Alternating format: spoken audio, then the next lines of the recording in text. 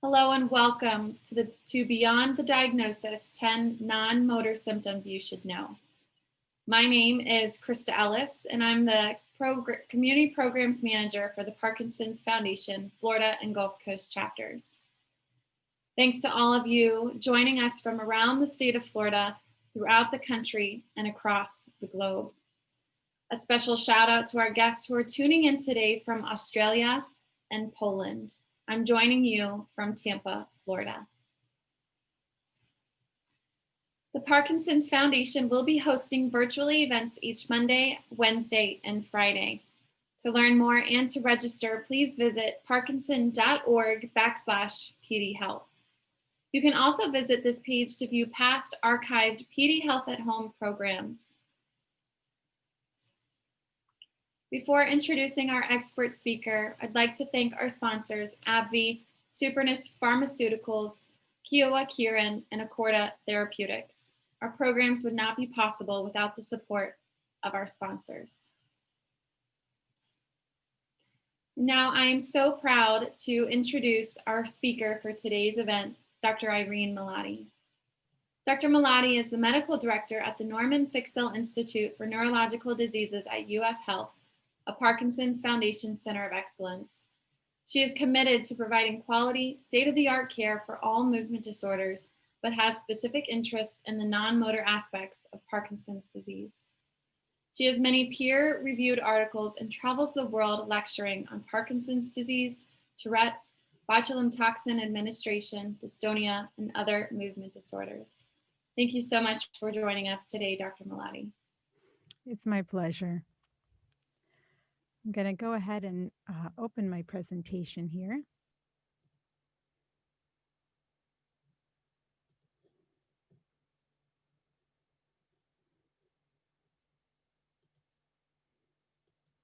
And Krista, are you, can you let me know if you can see the right screen? Are you seeing the presentation? Perfect. Yes. Okay, great. So it's my pleasure to talk with you today about non-motor symptoms in Parkinson's. And some people want to know, what does that even mean? So motor symptoms are symptoms that are typically visually apparent, symptoms that relate to movement, and probably the more well-known symptoms of Parkinson's like tremor, walking changes, and movements. But what many people don't recognize unless they have someone close to them with Parkinson's or experience Parkinson's are that there are a lot of symptoms that relate to things other than just movement. And sometimes these non-motor symptoms can even be the most bothersome parts of Parkinson's.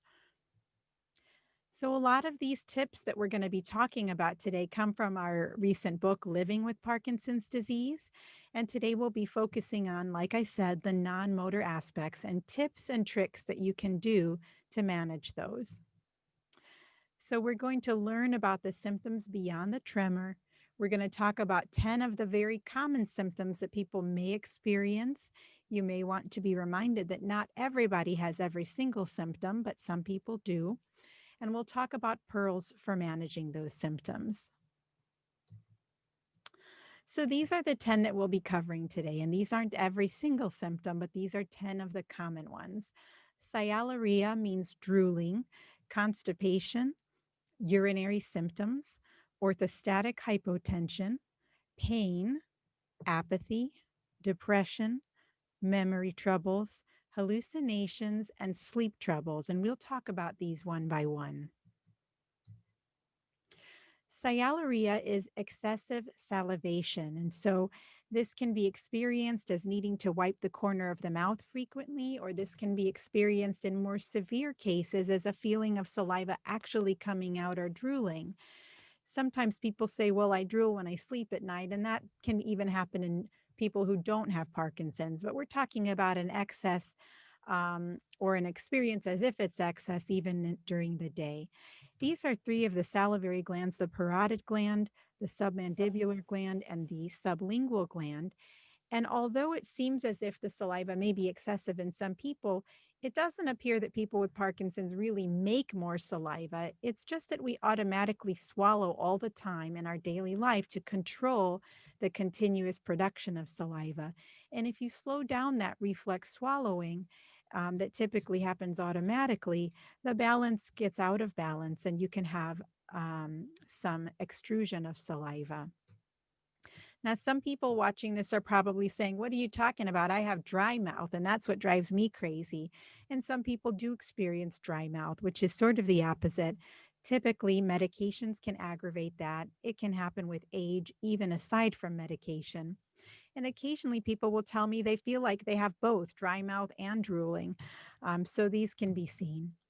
Some of the easiest tips with things that you can do in your daily life can be keeping a bottle of water next to you all the time and taking sips deliberately, because when you sip to drink water or fluid, you are also handling that saliva.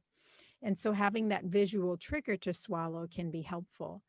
Similarly, you can use candy or chewing gum, and you can keep something in your mouth that keeps you swallowing, particularly when you're in public or in a social setting where having excessive saliva may be bothersome. There are medications that can reduce excessive saliva or drooling problems. Many of these can have side effects that can include confusion or hallucinations, things none of us really want to experience, so they have to be used with caution. One of the medications we can try are atropine drops, and these are actually eye drops. So, a lot of times when we prescribe these to be put on the tongue, the pharmacist may think that we're mistaken, but this is a deliberate use of those drops on the tongue because it appears that that causes less side effects as taking a medicine of this class in a pill form that's a little bit more systemic. There are also medications that can be taken by mouth, such as glycopyrrolate or the scopolamine patch. But again, we have to watch for those side effects like confusion and hallucinations. One of the therapies we try when the conservative strategies like sipping things or sucking on candy from time to time, one of the things that we also can use are botulinum toxin injections. So some people have heard of Botox, which is one of the 4 brands that botulinum toxin is currently on the market in 4 brands. And one of these is approved for injection, MyoBlock, to reduce sialorrhea. And so this is a simple procedure where we cleanse the skin on the side of the cheek and under the jaw and do some quick injections into those glands that can help reduce the output of saliva for about 3 months at a time.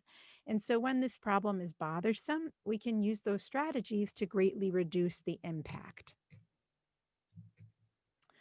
The second common non-motor symptom is constipation. Constipation is very prevalent in Parkinson's disease, and in fact, it's often a symptom that's present even before obvious motor symptoms.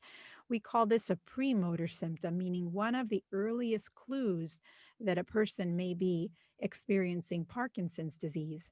Of course, constipation is common in the general population and even more common with aging, but it has an even greater prevalence in individuals with Parkinson's disease.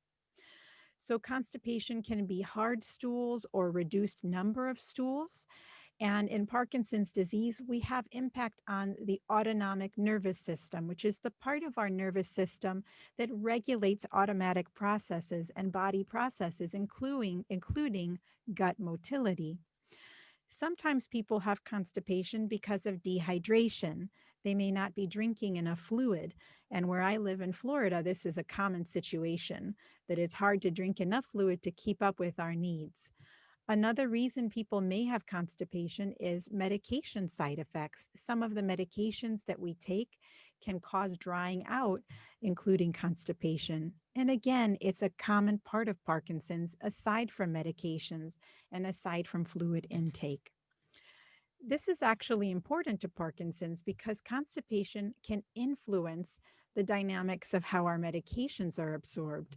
And so it's important that we regulate our intestinal movement to the extent we can. And in some cases or extreme forms, people can experience gastroparesis, which is a problem that may even require medication to increase gastric motility. And so it's important to talk about this with your doctor and your healthcare team. So one of the most simple things to control constipation, let me make sure I didn't skip one, no, is to drink enough water, water, water, water, and to increase your fluid intake. And this is because if you don't have enough fluid in your system, you're not going to be able to have soft stool that can pass. So that's the first important strategy is drink more water. The second thing is to be sure that you're getting fiber in your diet. Fiber can be in the form of fruits, vegetables, leafy green vegetables, especially, and also fiber cereals and fiber supplements, which are all over the marketplace right now. There is a formula that's in our book that we tend to give out to our patients, which is to mix 1 cup of unprocessed wheat bran, half a cup of applesauce, half a cup of prune juice, to mix that up once a week and take 1 to 2 tablespoons a day. It can be increased as needed to try to help. When natural sources of fiber and drinking plenty of water are not enough, we also have prescriptions that can be used. There are over-the-counter fiber supplements like Metamucil or Benefiber or similar supplements, Colace, Miralax, and prescription medications can be used when necessary. Another reason some people have constipation or a contributor is a lack of mobility. So, not getting enough exercise or not being able to get the amount of activity you would like to can also contribute. So, going for a walk, drinking enough fluid, having fruits and vegetables, those are the first and foremost. Having your doc look over your medications for any contributors. And when necessary, there are medications that can be used. The next non-motor symptom area are urinary symptoms. Urinary symptoms can include frequency of urination, nocturia, which means having to go frequently overnight, and urgency of urination, having to get there very quickly. And having urgency is not convenient if you also have slowness of movement or bradykinesia, one of the main symptoms of Parkinson's. And so this can be a difficult combination. Um, in advancing age, urinary symptoms are common even aside from Parkinson's, and other things are important to look into. For instance, the prostate gland in men, an enlarged prostate can cause many of these symptoms. If these symptoms come out of the blue and all of the sudden, we like to make sure there's no urinary tract infection. But when they're more gradual and more common, they may be related to Parkinson's disease. Some of the first things to pay attention to are fluids. We always are pushing more fluids for constipation, more fluids for other things, but you can time the time that you drink those extra fluids and try to be heavier on the first half of the day and trying to restrict fluid right before bedtime. Sometimes that can be helpful for the overnight rest aspect. Wearing protective briefs and pads can be helpful to avoid distress over, will I have this problem? And what if this happens when I'm out in public? Some people find it helpful to have a bedside urinal or a bedside commode if there's a problem getting there quick enough. And it's important to be aware that some medications that can be used for bladder control also can cause confusion and hallucinations and have to be used carefully in people with Parkinson's. There is a kind of therapy called pelvic rehabilitation, and this is a branch of physical therapy. It's not available everywhere, but where it is, it's a specialized therapy focused on urinary function and the muscles of the pelvic floor. And sometimes pelvic rehab can help you learn dietary influences on your urinary pattern, exercises that you can do to try to improve those symptoms. And of course, when all these things have been tried, medications are available, and a urologist may be needed to make sure there's not some other contribution that needs to be explored and addressed. Orthostatic hypotension is a very important non-motor symptom to talk about, and it's a common cause for people ending up in the emergency room. It's a common source of confusion when it comes to medications that get prescribed if someone doesn't know the whole picture of your Parkinson's and how it affects your blood pressure. What this means is for some people, when you rise from laying to sitting or sitting to standing, you can have a sudden drop in your blood pressure that can cause dizziness, lightheadedness, and even passing out. Sometimes this can be a reason for falling besides the movement symptoms of Parkinson's. If you realize that falls tend to be clustered within minutes of rising, this might be something important to investigate. And so, in this condition, the normal reflex mechanisms that get our blood pressure to be even when we stand or lay are impaired, and a person can have a drop more than 20 points in their blood pressure when they change position. And our brains are smart. They know they need blood. And so if we pass out, that brings the blood back to the brain. And so this is a natural response to a sudden drop in blood pressure. So there are some things we can do to address this symptom. Once again, the most important thing to do is to drink more water. And so if this is a common problem that you experience, we recommend drinking 1 to 2 tall glasses of cold water first thing in the morning. And the reason is if you don't have enough volume in your blood vessels, it makes it harder for the blood to get where it needs to. And I like to give the analogy of if you're watering a garden with a hose and it's turned really far down, it's hard to get the fluid all the way to the destination.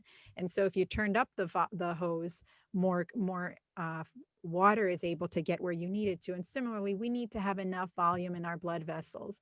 And so that's where drinking enough fluid has an important role. Some other simple tricks are when you get up in the morning or when you get up from lying down, sit on the edge of the bed for a few seconds or even a few minutes before standing to give your body a moment to adjust. One of the other things when you sit is that you can pump your legs, you can flex your calves, and you can even bring your knees to your chest and hug your knees a few times, and that can help recirculate the blood as well. Sometimes we use mechanical devices such as compressive stockings or abdominal binders, which would be something you would wrap around the abdomen and Velcro together. And that squeeze can help avoid this problem. And again, hydration, I emphasize again. It's important to know that some medicines can help aggravate this problem, which is common in Parkinson's. Some of those could be blood pressure medicines that could be overly lowering the blood pressure. They can be certain prostate medications and other medicines used for general health conditions. Even our Parkinson medicines can aggravate this problem. And so, if you're experiencing this, it's important to have your doctor review your medications and see if adjustments need to be made to make selections that are less likely to exacerbate this problem. Finally, when we've gone through the things that can aggravate it, we're drinking more fluid, we're pumping our legs before we stand. Maybe we've tried compressive stockings and abdominal binders. There are medications, at least 4 medications that can be prescribed specifically to address orthostatic hypotension. I want to take a minute to mention that not everybody only has the problem that the blood pressure drops low. Some people experience dysautonomia or a problem with the balance where it can go very low, but also very high.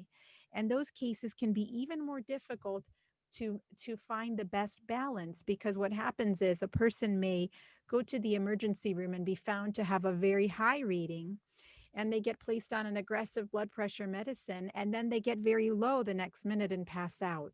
Similarly, if they're only checked when they're low, someone may fail to recognize that they also have very high readings at other points of the day. So sometimes it can be helpful to check the blood pressure at different points of the day, and particularly if you have symptoms. So if you feel dizzy or lightheaded, finding out what is the blood pressure at that particular moment can be important.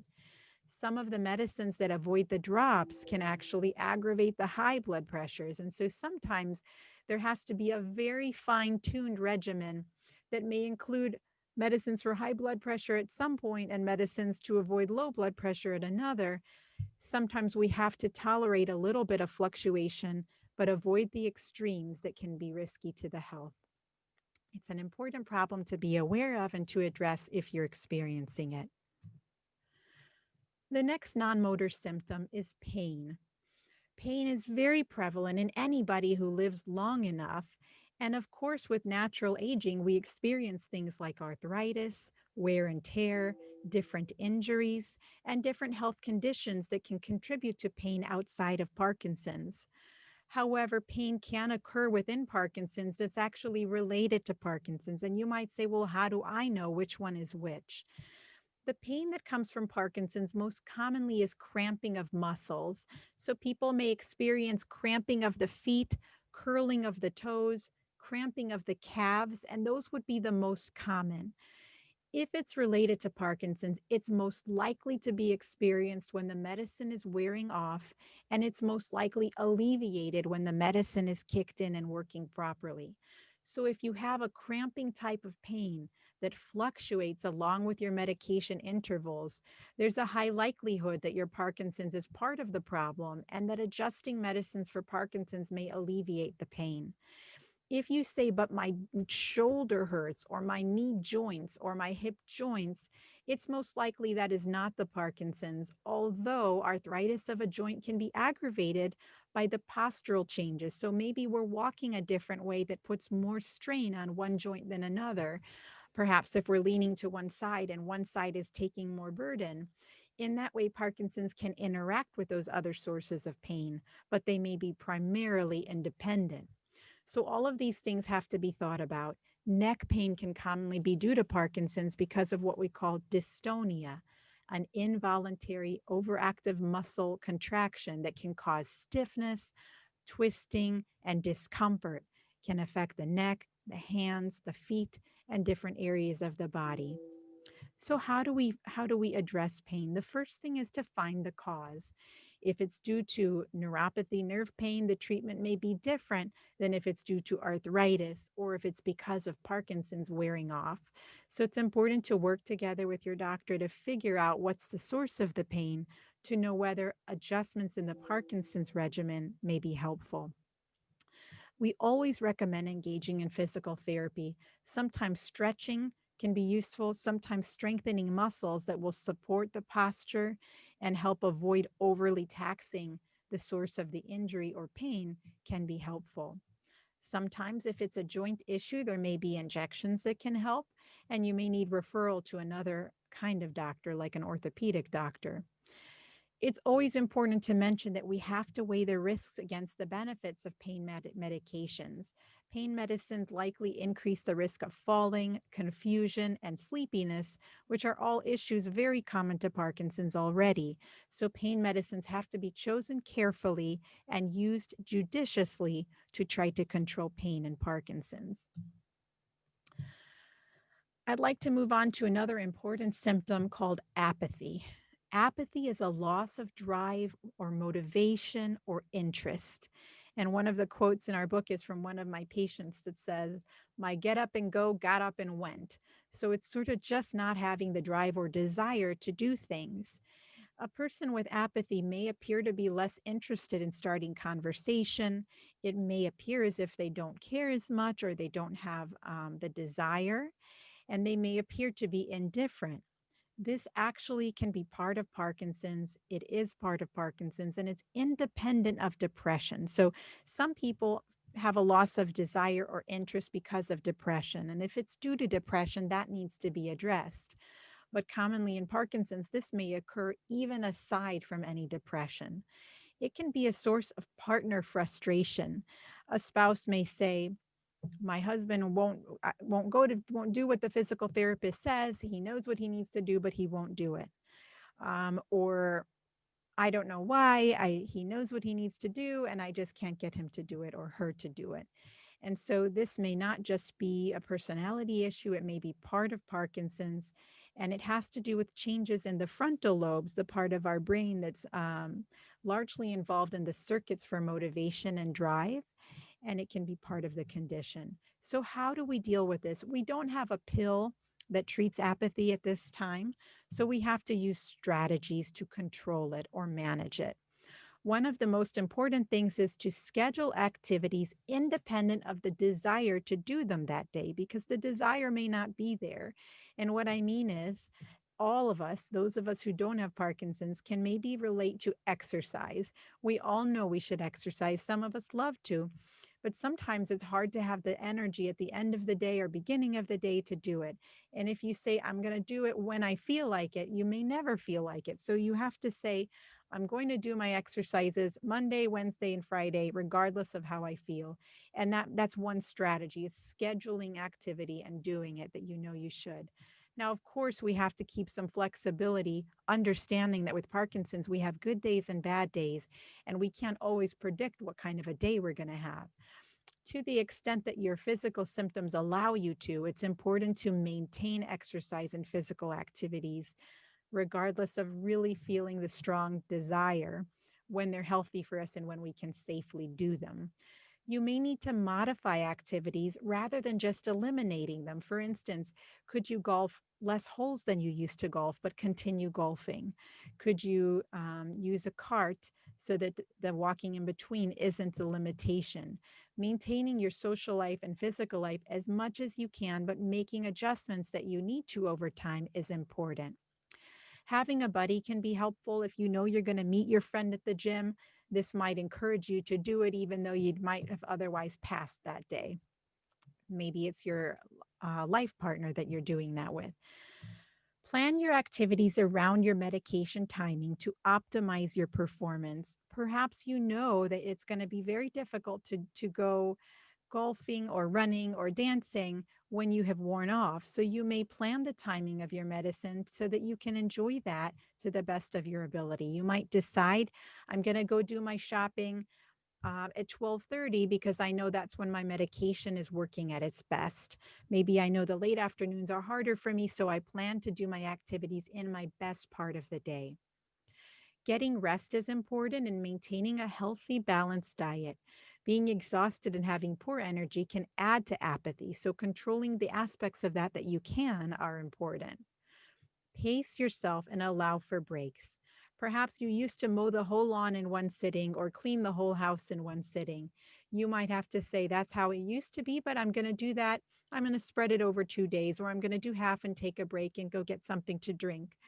You may have to make adjustments that allow you to continue. I always say you got to stay in the game, and sometimes you have to make adjustments to do that. Take note of the activities that you enjoy now and that you've enjoyed in the past, and use them and bring them into your daily life to help maximize what you do. What you enjoy is what you will be more likely to keep doing. So pick activities that you know you can enjoy. The next non-motor symptom is depression. Depression is a biological part of Parkinson's in addition to being a potential reaction to Parkinson's. So people who don't have really super severe Parkinson's can still experience depression as a symptom of Parkinson's. Depression and anxiety can be seen even before motor symptoms are appearing, and they can be seen early in Parkinson's, in the middle of Parkinson's, in advanced Parkinson's. They can be seen at any time. It's been shown that depression has a greater influence on quality of life than many other symptoms. If you don't control depression, then it doesn't matter if your tremor's under control, quality of life will still be impaired. About 1 in 3 people with Parkinson's, probably more, suffer from depression at some point in time. And like I said, it can occur at any point in Parkinson's. So, how do we recognize depression? The most common symptom that is the most known is sadness or hopelessness. It can be trouble seeing the positive in the future. It can be trouble enjoying things that you've always enjoyed. Loss of interest can be a part of depression. Change in appetite, more or less, and change in sleep, more or less. Sleeping all the time or not sleeping can be symptoms. Feeling guilty or worthless, feeling more irritable, problems with concentration, and of course, recurrent thoughts of suicide or death can be signs of depression. Now, you may notice that some of these things are some symptoms of Parkinson's, like having low energy or changes in sleep. And so we have to look at the whole picture and explore whether these symptoms are because of depression or just because of Parkinson's. The first thing we want to do when we're seeing these symptoms is make sure there's not a medicine effect or a metabolic, meaning a body kind of problem, like a low thyroid, for instance, which could sometimes cause low energy or fatigue. We want to make sure we're getting good sleep and exercise, which can help depression by releasing feel good body endorphins. We want to rely on social support to try to help us when that's available.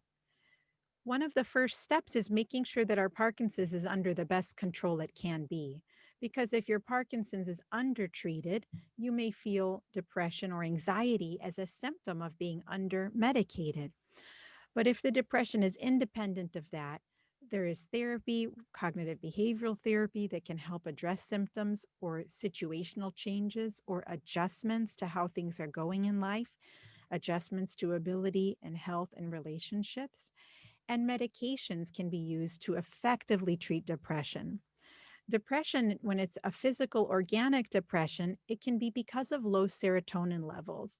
And in Parkinson's, we talk a whole lot about dopamine, but dopamine is only one of the neurotransmitters that can be affected.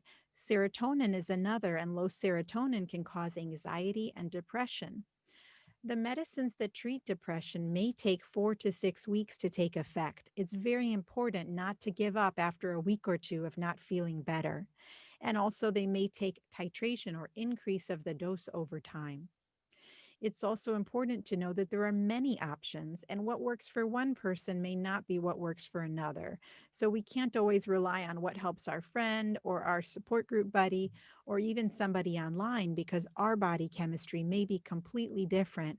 And the way our body interacts with medications will be different based on our own chemistry, our genetics, and what other medicines that we're taking. These are the categories that are used to treat depression: selective serotonin reuptake inhibitors, known as SSRIs, selective serotonin and norepinephrine uptake inhibitors, known as SNRIs, tricyclics, and monoamine oxidase type B inhibitors. Severe cases may need additional therapies like transcranial magnetic stimulation, or in rare cases, electroconvulsive therapy, just like in general depression. But most of the time, medication adjustments and sometimes therapy can really relieve these symptoms. And it's very important so that a person can participate in all the things that help their life be enjoyable and also help control their Parkinson's disease. Moving on, cognition is very important to our daily life. It means thinking and managing our daily affairs. Mild cognitive impairment is a memory or thinking change that is mild and doesn't significantly impact daily function. Severe memory changes, called dementia, happen less frequently than mild cognitive impairment and may not even be experienced in every person with Parkinson's disease. But these are some of the symptoms that can be most concerning for people. What are the symptoms of the kind of memory problem seen in Parkinson's? I think it's important to say Parkinson's is not Alzheimer's. Those are two different kinds of memory conditions. Memory or dementia in Parkinson's, in those who experience that, is different than in the other condition. And some people are worried if whether they're the same or not. The kinds of things we see most commonly in Parkinson's would be slowness of thought or bradiphrenia, meaning taking longer to get to the same thought or processing the same material as in the past. Being forgetful, particularly short-term memory. Word finding problems are probably one of the most common, meaning when you feel like the word is right on the tip of your tongue and you feel like it's right there and you can't think of the word you want to say. Of course, all of us in the general population may experience that from time to time, but in Parkinson's disease, it may be more common. Difficulty with multitasking, so spinning multiple plates at once, can be more challenging.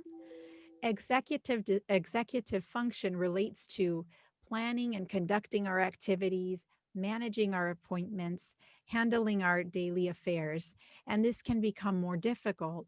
And you may need to do things like use reminders or use schedules or have backup strategies when this is difficult. Visuospatial processing, meaning processing pictures and objects in the environment, can be difficult for some individuals. So what do we do if we feel like we may be having cognitive changes? First of all, we want to make sure that we're not dealing with depression. When an individual has depression, they may have what we call pseudo dementia, which means it may almost seem like they have a memory disorder because of problems with concentration and processing. We also want to check the medication list. Many medicines, particularly those used for bladder disorders and even several Parkinson's medications, can cause confusion or cloudy thinking for some people. We want to look at pain medicines, sleep medicines, and other medications on the list to be sure that they're not the culprit. If a memory changes all of the sudden, so confusion all of the sudden, we want to make sure there's not actually an infection going on or something different. Sometimes something as simple as a urinary tract infection can cause confusion and disorientation in people with Parkinson's. Sleep is very important, and if you're not getting sleep, this can cause you to have concentration difficulties. So that's an important contribution. And we may have to adjust our medications to avoid side effects. Once those are done, there are medicines that can be used for cognition in Parkinson's and in other conditions. These medications are not miracle drugs. They don't remove the memory disorder, but for some people, they can have a mild benefit, and they should be discussed with a physician to see if it's appropriate or not. We do believe that exercise may delay the worsening of memory problems. There's some evidence to support that. And so when it's safe and feasible, we always recommend physical exercise. Other simple strategies are do things in the same way every time. If you always put your keys in the same place, that's where they're most likely going to be. Keep a calendar, use reminders, and those can be some things that can be very helpful. The next non-motor symptom is psychosis. Some individuals, and not all individuals with Parkinson's, may experience hallucinations or psychosis. Hallucinations are sensory experiences that are not based in a real sensory stimulus. What do I mean by that? It could be thinking you saw something there when there really isn't something there, or misinterpreting something like a pair of socks on the floor and thinking it's a mouse or an animal. So it can usually, these are visual, usually they're non-threatening. Most commonly, someone may think they saw a shadow go by, or in more significant cases, people may actually see children or people. And in those cases, if it's not bothersome, so if you say, well, sometimes I thought I saw someone go by, but I know it's not really there, in those cases, we may not need to do anything. When it's bothersome, there are strategies to alleviate that. Less commonly, people may have auditory, meaning hearing, or olfactory, or tactile, meaning that they felt something was on them. But really, the visual are way more common than any of those others. Psychosis can also mean paranoia or suspiciousness, having an abnormal suspicion that somebody is trying to pull one over on you or trick you. Sometimes a spouse may have a suspicion that their spouse is having infidelity, and that's not actually the case. So these things can be very troublesome when a person's brain is suggesting to them something that may not really be accurate with the situation. So an important thing to know is we do have strategies that can relieve this problem the majority of the time. If there's a sudden change, like suddenly having hallucinations, again, we have to make sure there's not an infection, a kidney or liver or other kind of problem that could be the cause. If there's been a sudden medication added, a recent medication added, we need to explore whether that could be the cause. And always ask your doctor to review your medicine list. There are many Parkinson medications can cause hallucinations or aggravate them. And other medications that are not for Parkinson's can also contribute. So it's important to review the list and remove any contributors that can safely be removed or make adjustments if necessary. Sleep deprivation can also cause psychosis or exacerbate it, meaning worsening it.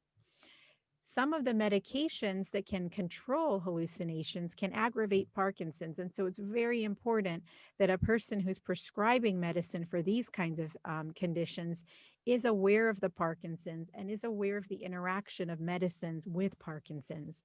There are certain medicines that may be used in the hospital setting, such as haloperidol, which can dramatically worsen Parkinson's symptoms and should be avoided completely unless it's truly urgent. There are medications like quetiapine, pimavanserin, which is approved for Parkinson's-related psychosis, and clozapine, and in some cases rivastigmine, which is a cognitive medicine. Sometimes these can reduce the symptoms or even completely control them. There are risks of all these medicines. Some of them can cause heart rhythm changes. Some of them have a risk of increased mortality in elderly individuals. But in the majority of the cases, we use low doses and monitor closely and can cause a lot of improvement in quality of life if the psychosis is disruptive. Again, remember, medicines could be the cause, and sometimes adjustments can help.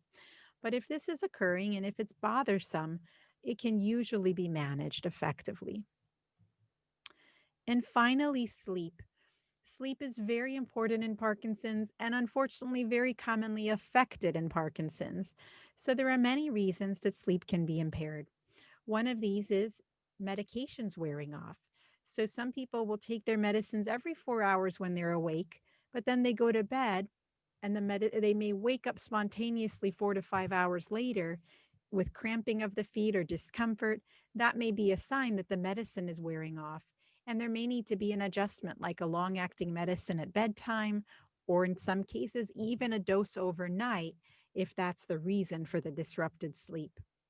Sometimes anxiety interferes with sleep, and a person may feel like they can't turn their mind off. In those cases, treating anxiety may improve the sleep. Restless leg syndrome is common in Parkinson's, and it's a condition where you feel like you just can't get comfortable and you have a discomfort that you just need to move. People may feel like they need to rub their legs or get up and walk around or move their feet. And every time they sit long enough, that may reemerge. Restless leg syndrome can be managed with some of the same medicines we use for Parkinson's and also some others. And if that's occurring, it can be treated. Sometimes low iron can contribute to that, and so your doctor may check for that. REM sleep behavior disorder, or rapid eye movement sleep behavior disorder, is a condition that is so common in Parkinson's, we think that it may even help diagnose it. It's commonly seen even before the motor symptoms of Parkinson's, and it's a condition where when you're in deep dreaming sleep, your body's not paralyzed like it's supposed to be. So most of us will not be moving while we're dreaming, although our eyes will move back and forth. But in this condition, which is very common in Parkinson's, a person may move and punch and kick and act out their dreams, which can be very vivid, sometimes combative. And this can disrupt sleep of the bed partner, in addition to the person with Parkinson's not having restful sleep. If this is causing injury, like falling out of bed or striking the nightstand, this is also very treatable. Sometimes we use melatonin, which is available over the counter, and sometimes we use a prescription such as clonazepam to control that symptom. Urinary issues can disrupt sleep, like we talked about, and sometimes there are medicines that can help manage that in addition to the other interventions we discussed. And even other sleep disorders like obstructive sleep apnea, a condition where the oxygen levels can be reduced, causing a person to have micro arousals. They will sound like they're snoring and then kind of startle themselves to wakefulness. And this can disrupt sleep and is also very treatable. So if you're having disrupted sleep, talk through the symptoms with your doctor. You may be able to find the cause and find strategies, and you may need a sleep study where you spend the night with some sensors on the brain waves, the body movements, and the oxygen to figure out what's going on that's affecting your rest. Some tips to help sleep. Limit daytime naps when possible to 30 minutes or less. If you're sleeping for hours in the day, it's going to reset your sleep clock and you won't be tired when bedtime comes around.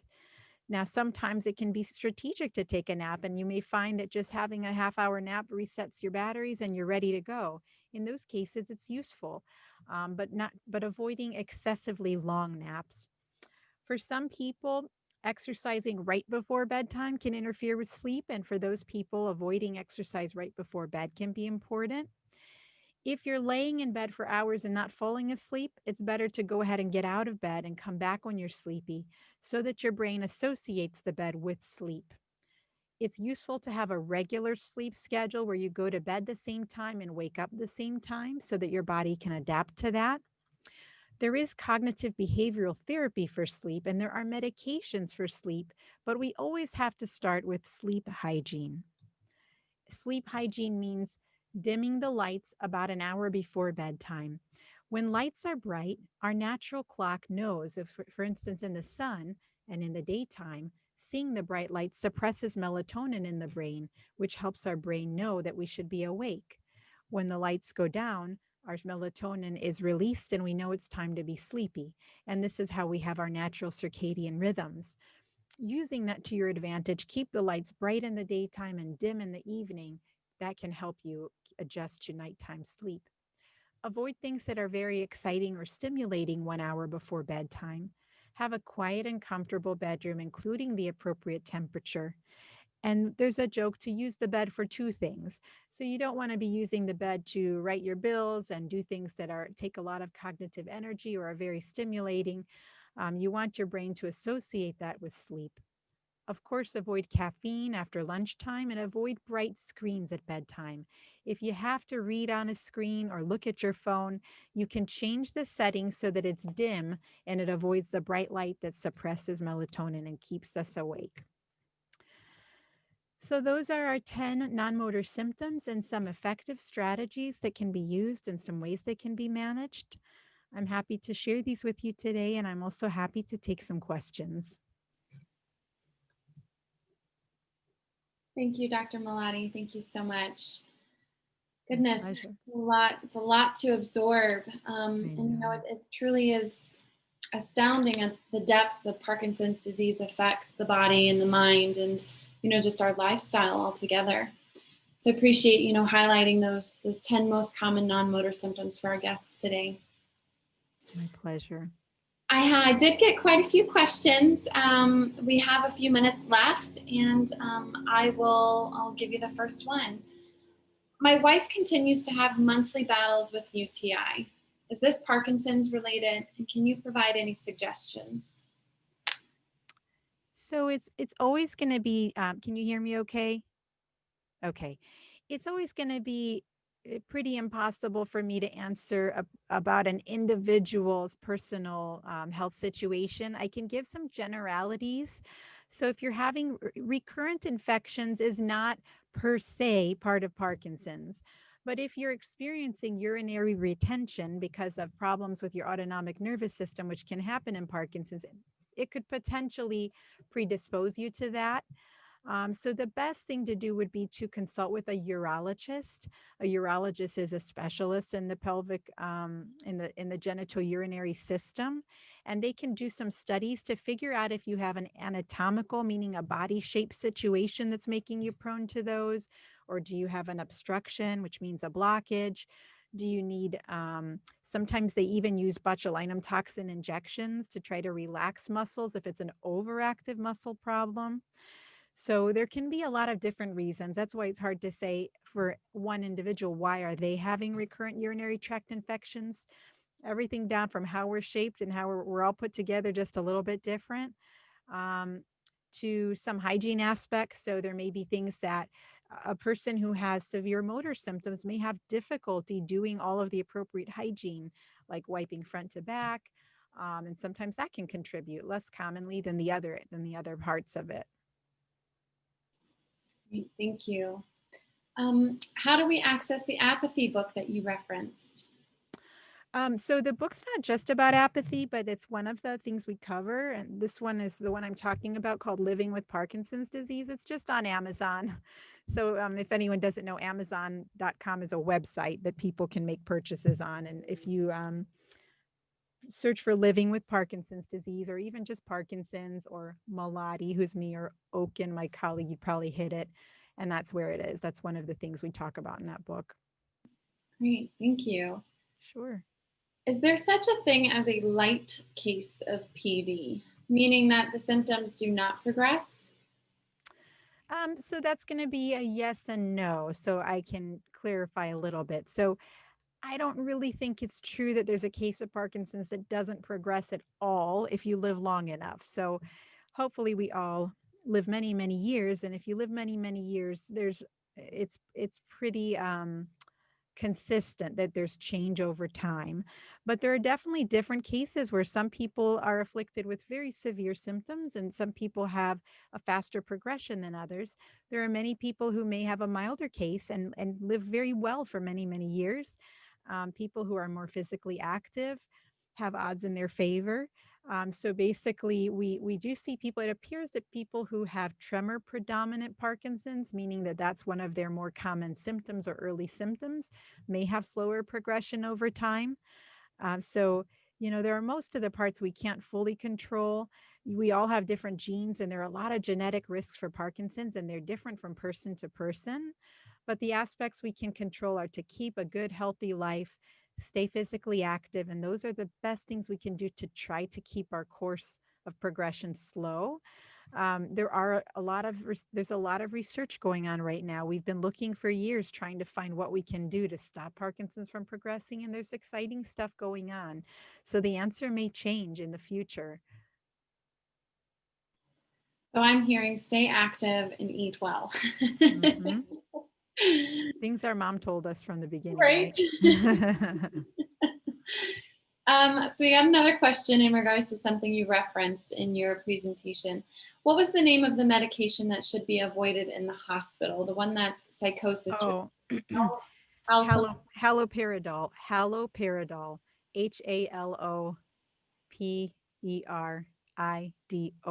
also goes by the name Haldol. And whoever's scrambling to write that down, please let me make sure that you're aware of the Aware in Care campaign of the Parkinson Foundation. So on the website of the Parkinson Foundation, just search for Aware in Care. And this is one of my favorite things the Parkinson Foundation has done among many, many, which is there's a little pouch you can request. It's free thanks to donations. And in that pouch is a list of medicines that are bad for Parkinson's and medicines that can be safely used instead. So you might think that everyone in the healthcare community knows this, but they don't. And yep, there it is. And so research from the Parkinson Foundation has shown that people commonly are given medicines in the hospital that actually can aggravate Parkinson's symptoms.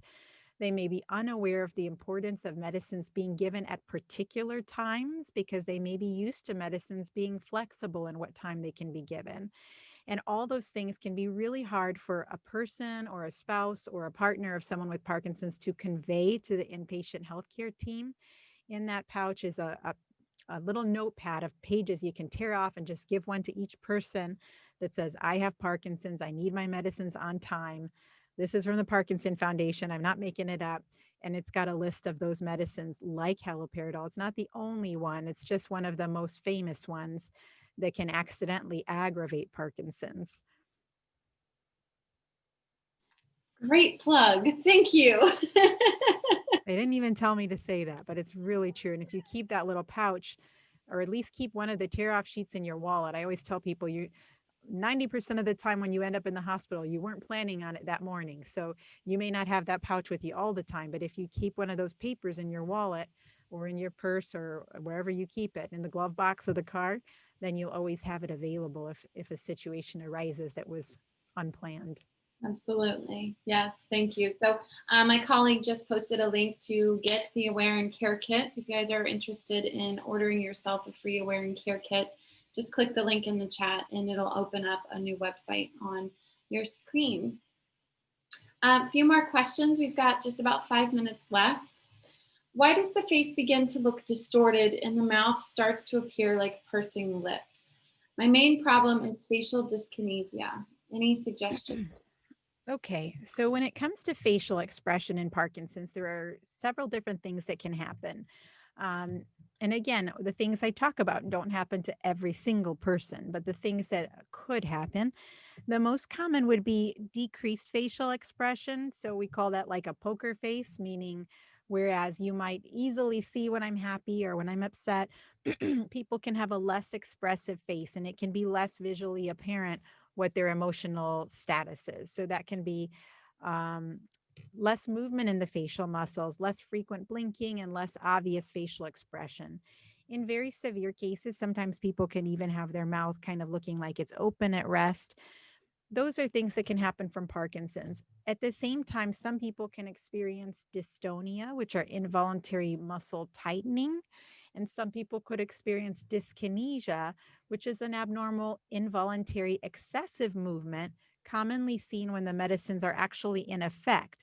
Now, there are some people who have a more rare kind of dyskinesia called diphasic dyskinesia that can be seen when their medicine's wearing off or kicking in. Regardless, This is involuntary movement related to fluctuations in the medicine status. And it could be rolling movement like that, tongue movement. And dyskinesia more commonly is seen in the rest of the body, the head or the trunk or arms or legs, but sometimes it can involve the face. And I think that's what that gentleman may be experiencing. If that's bothersome, you should talk with your doctor, because just like dyskinesia and the rest of the body, it's common that we can make medicine adjustments to reduce the impact of that so that it's not so bothersome for you. Thank you. Thank you. Sure. Next question. Husband does not have restless legs during sleep, but his legs feel paralyzed and he has trouble moving. Can you make any comments about that? Yeah, and so that goes back to the wearing off when we talked about that sometimes people are disturbed in their sleep because of wearing off. So when you have Parkinson's only for a few years, you may have enough dopamine neurons that getting a supplement 3 times a day may be able to make up the difference, and you can have a consistent control of symptoms. But when you have Parkinson's longer, it's harder to simulate the natural state of having dopamine all the time, and you need medicine more frequently. It doesn't last as long when you take it. And so that bedtime dose commonly may wear off, and a person may have exposed symptoms of Parkinson's, which can be stiffness, slowness, tightness of muscles. It can be very difficult to move in bed, and it can be very difficult to get going the next day if you're having wearing off. So if that's occurring and if it's bothersome to your husband, he's not able to move, it's hard to get up to go to the bathroom, or he's uncomfortable, then it's really worth discussing with your doctor, because sometimes changing what is administered at bedtime can help keep enough dopamine in the system to not have that severe wearing off. Sometimes if a person's waking up anyway to use the bathroom in the middle of the night, we can add a dose of medicine at that time. And we may need to add additional medicines that can kind of control that. So there can be strategies related to timing of medicine, or picking one that's a longer acting formulation can help avoid that overnight wearing off. And our last question for today's program. If going to a gym is not an option due to more limited mobility, so not COVID related, but mobility, what advice would you have for seeking physical therapy or personal training for those with Parkinson's? Okay. So the question is, if going to a gym is not an option, how am I supposed to get exercise or activity, or what do I do? And of course, right now, some people are avoiding the gym to avoid the infection risk of the gym. Some people might avoid the gym because of the cost, and some people might geographically not have one close, or maybe they don't have good transportation options to get to and from. Or it's maybe not that safe. Maybe it's hard to get in and out, and there are lots of people, and maybe that's a challenge. So there's lots of different reasons that people may not be able to go to a gym. And you don't need to be in a gym. So again, the Parkinson Foundation does have a book that you can also get for free that's related to exercise in Parkinson's, and it's simple things like stretches and things you can do at home. I would say that's one resource. Some people may have access to a stationary bicycle, and if you're able to safely get on and off of that, that can be something in the home. There are things you can do in your home. You can use cans of soup as weights. You can do stretching. You can, if you have a partner and can safely walk, you can go for walks in the neighborhood. Right now, the Parkinson Foundation can help me with, how you can find, there are free exercise programs. I know our center offers that. I know the Parkinson Foundation offers that you can do online, where if you're able to use the internet and someone can help you go to a website. I think it's Wednesdays, right, that the Parkinson Foundation has a free exercise class online. It's our But I Fit always Fridays. Fridays, I'm sorry, Fridays. So that's every week, at least at this moment. It's always a good idea when you're starting something new. You may want to have a physical therapist. And if you can't get out, they can usually come in the home. In some remote areas, that may not be available, but there is such a thing as home physical therapy if you're homebound, or going to the gym in the beginning to get a safe home exercise plan. But we like to see stretching, if someone can help you with balance, and in those who are able, aerobic exercise that gets your heart rate up, maybe makes it hard to hold a conversation, getting your heart rate up. So I love cycling, boxing, walking, whoever likes to run, running, dancing. There are YouTube is another great resource. I know I've actually played around with YouTube. If you go to youtube.com and you put in there, if you're a senior and you put in there aerobic exercise for seniors, you'll actually find people that have posted videos you can watch that you could do in your own home. And if you're not a senior, you could just put hotel room cardio is one thing that some people might like, and they'll show you. Some of them are going to be 20-year-olds doing difficult things, but you may be able to have someone help you find some good online options too. Yes, yes. And I can't echo the vast collection of fitness for Parkinson's disease that the Parkinson's Foundation has created with a physical therapist that you can do in the comfort of your home. So we do host them live every Friday, but we also have just a whole history of fitness videos that you have access to at any time of the day through YouTube or through our website at parkinson.org/PD-health. So Dr. Malaty, I just want to thank you sincerely for joining us today, sharing your time and your knowledge with the Parkinson's community across the state of Florida, the country, and even through to the globe. So sincerely appreciate you taking your time today to share with us. My pleasure. Thank you for having me. Of course. I'd like to share some upcoming events with all of you before we leave. So as Dr. Malaty hinted to, the Parkinson's Foundation does host virtual events each Monday, Wednesday, and Friday through our PD Health at Home experience. You can join us this Mindful Monday to explore the practice of mindfulness and learn techniques that may help you relax, reduce stress, and help boost brain power. So this Monday, we will be addressing how to hold compassion for the world with our expert mindfulness meditation teacher and author, Devin Hazy. And next Wednesday, we're doing something quite fun, wondering if you have heard of Shakespeare, and do you know how this renowned poet, playwright, and actor can play a role in Parkinson's disease. So for this week's Wellness Wednesday, join us for how to learn new ways to use Shakespeare's poetry and plays to warm up your body, increase your breath capacity, strengthen your voice, improve speech agility, and enjoy the magic of his writing.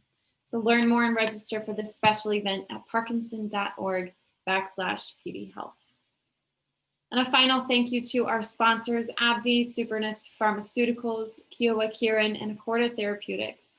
Our programs would not be possible without the support of our sponsors, so thank you so much. And continue to stay engaged with the Parkinson's Foundation by finding us online or calling our helpline at parkinson.org.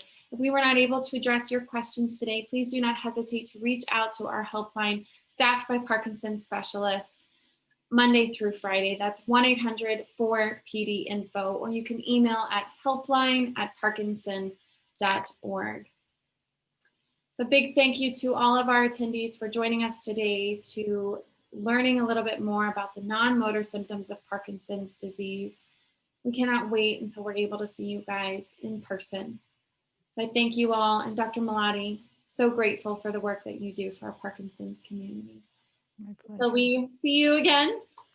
Have a lovely day.